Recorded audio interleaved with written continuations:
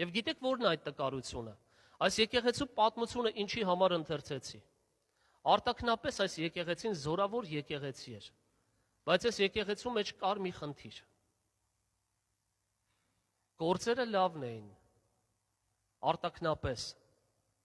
բայց ինչ որ արվում էր արդեն իներցիայով, արվում էր մեխանիկորեն, արվում էր, որովհետև ճիշտ է այդպես է, որովհետև մենք այդպես ենք սովորում,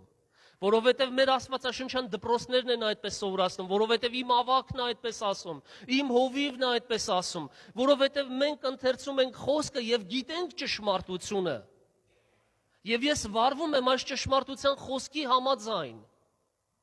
Բայց գիտեք, մի բան պակասում էր այս եկեղեցուն։ Դա անձնական փոխհարաբերությունն էր Աստծո հետ։ Անձնական փոխհարաբերությունը, որը պետք է լինի սիրո փոխհարաբերություն։